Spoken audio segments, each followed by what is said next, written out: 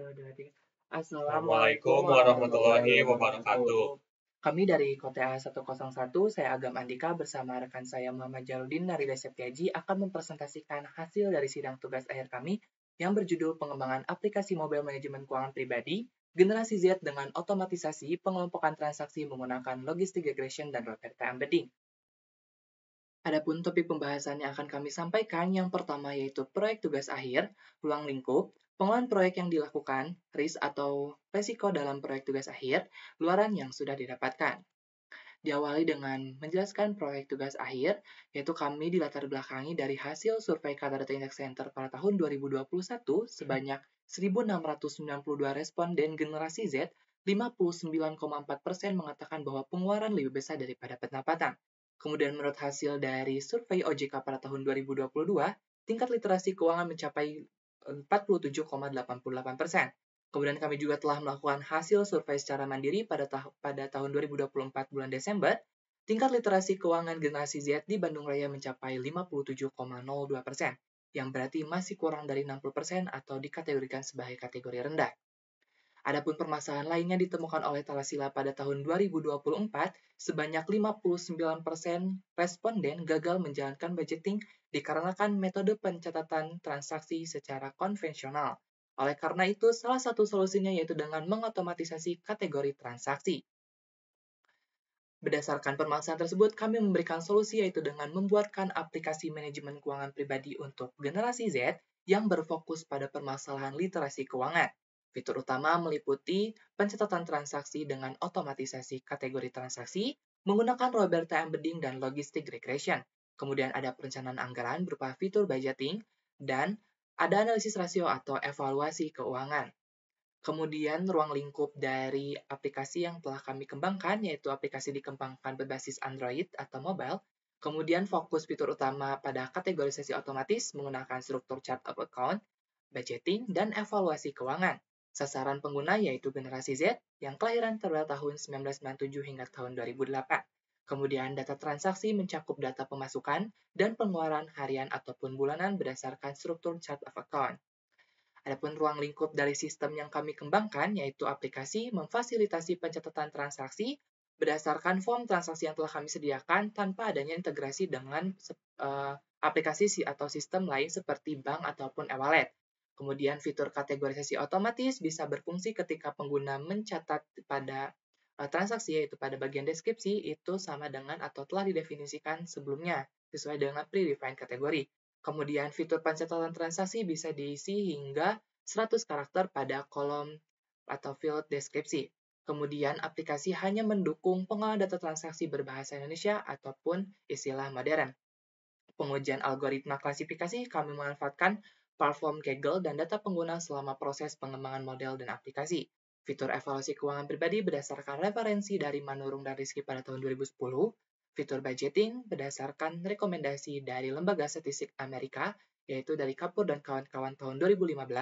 Dan fitur budgeting kami rancang agar disesuaikan dengan kebutuhan pengguna, yaitu seperti pelajar, pekerja atau belum menikah, dan suami istri yang memiliki anak kurang dari 18 tahun.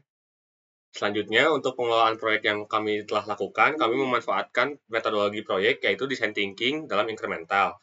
Terdiri dari 5 langkah yaitu empati, define, ideate, prototype, dan test. Untuk tahap-tahap ini diberlangsungkan untuk 3 total increment. Selanjutnya, berikut adalah susunan timeline pengerjaan proyek yang telah kami laksanakan mulai dari awal increment hingga proses terakhir yaitu sidang akhir yang telah kami laksanakan pada tanggal 5 Juni silam. Selanjutnya berikut adalah perencanaan biaya sejumlah Rp1.200.000, terdiri dari biaya habis pakai, biaya pelaporan, serta biaya lainnya. Berikut adalah rincian dari item pengembangan, dari proses pengembangan proyek yang kami lakukan, mulai dari increment 1 sampai 3 untuk setiap tahapan dari design thinking. Berikut adalah rangkaian detail dari penyusunan planningnya diukur menggunakan persentase yang telah ditentukan untuk setiap langkah-langkah dari metode yang dilaksanakan. Untuk rinciannya terdiri dari persiapan dan pelaksanaan. Pelaksanaan terdiri dari increment 1 sebanyak 29%, increment 2 sebanyak 18%, dan increment 3 sebanyak 18%. Kemudian ada juga serah terima dan pelaporan serta proses dokumentasi sehingga total tahapan pengerjaan mencapai 100%. Berikut adalah tabular detail dari hasil pengerjaan yang telah kami laksanakan sepanjang pengerjaan proyek ini dibandingkan dengan target progres sebelumnya. Dengan rincian sebagai berikut, untuk persentase target terhadap persentase progres telah kami laksanakan semuanya, dan dapat disimpulkan kami telah melaksanakan proyek ini sampai selesai 100%. Berikut adalah tabular rekap, yaitu rekap dari proses pengerjaan berupa persentase untuk setiap pekan, mulai dari pekan pertama sampai pekan ke-16. Dan ini adalah sajian dari tabular rekap mingguan tersebut dalam bentuk diagram S-curve. Terakhir, untuk manajemen tugas dan sprint dari segi teknikal atau pengembangan dari aplikasi, kami memanfaatkan alat yaitu Taiga untuk memantau proses pengerjaan tugas dari segi teknikal dan pengkodean dari aplikasi. Lanjut ke risiko dalam pengerjaan tugas akhir, di mana berikut adalah risiko dalam TA, di mana kita hanya mengambil 5 risiko saja yang menurut kami itu probabilitas dan impact-nya itu tinggi yang mempengaruhi estimasi pelaksanaan TA. Yang pertama itu ada dataset, ya, terbatasnya dataset. Itu tuh termasuk ke dalam project management dan tergolong threat. Lalu data training yang relevan itu sulit ditemukan yang menghambat proses pelatihan model. Lalu dengan estimasi keterlambatan itu sekitar 4 hari. Respon yang kami lakui adalah mitigate. Mengapa mitigate? Itu karena untuk mengurangi probabilitas dampak negatif dari keterbatasan dataset. Lalu strategi yang kami ambil itu adalah dengan menggunakan dataset publik dan melakukan augmentasi secara semi manual. Lalu yang kedua itu adalah keterbatasan pemahaman akuntansi, yang dimana ini termasuk ke dalam organisasional, lalu tergolong pada threat. Yang dimana risiko ini adalah tim tidak sepenuhnya memahami konsep dasar akuntansi yang kompleks. Lalu memiliki estimasi keterlambatan sekitar 7 hari. Respon yang kami tanggapi adalah mitigate atau mitigasi. Mengapa mitigate? Itu karena tindakan yang diambil itu bertujuan untuk mengurangi dampak negatif dan kurangannya pemahaman akuntansi. Strategi yang kami ambil itu adalah dengan mendokumentasi internal dan pelatihan dasar akuntansi untuk tim teknis.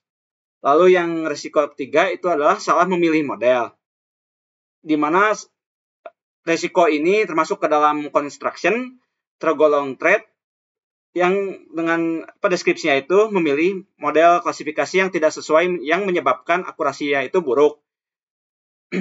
Dengan estimasi keterlambatan atau hambatannya itu sekitar 7 hari. Respon yang kami ambil itu adalah mitigate. Lalu strategi yang kami ambil itu yaitu dengan menguji beberapa model dan evaluasi berdasarkan metrik performa yang terbaik, misalkan akurasi, advance score, dan lain-lain. Lalu selanjutnya yang keempat itu adalah masalah koneksi internet, yang termasuk ke dalam eksternal, yang tergolong dalam threat, di mana koneksi internet itu tidak stabil atau tidak tersedia saat dibutuhkan demo online. Ini tidak memiliki schedule yang menghambat, di mana kami itu mengambil responnya itu mitigate. Mengapa mitigate? Karena tindakan yang diambil itu bertujuan untuk mengurangi dampak negatif dari masalah koneksi internet. Meskipun masalah sendiri itu mungkin ya tidak bisa sepenuhnya itu dihindari. Lalu strategi yang kami ambil itu yaitu dengan menyiapkan demo offline, menggunakan hotspot pribadi atau secara backupnya. Yang terakhir itu ada yang terakhir itu ada pertanyaan sulit atau tidak terduga dari penguji.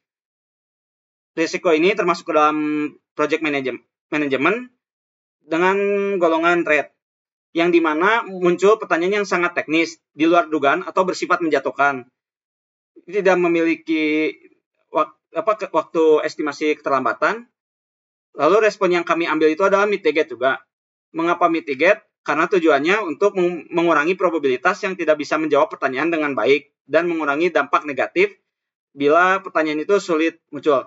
Strategi yang kami ambil itu adalah antisipasi berbagai jenis pertanyaan, menyiapkan jawaban, data pendukung, lain-lain. Jika tidak tahu akui dan tawarkan untuk mencari tahu. Berikut adalah link untuk secara lengkap yang berjumlah 40 risiko. Selanjutnya, luaran yang sudah didapatkan itu adalah mulai dari data survei, proposal tugas akhir, setelah laporan tugas akhir, SRS atau Software Requirement Specification, SDD atau Software Design Document, lalu aplikasinya itu sendiri. Lalu ada juga test case secara black box atau white box, dan SUS atau System Usability Scale. Serta ada guidebook.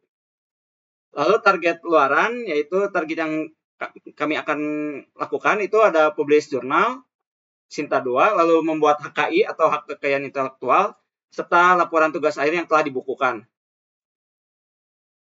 Terima kasih atas perhatiannya. Kami cukupkan untuk presentasi kali ini. Mohon maaf apabila ada kesalahan. Wassalamualaikum warahmatullahi wabarakatuh.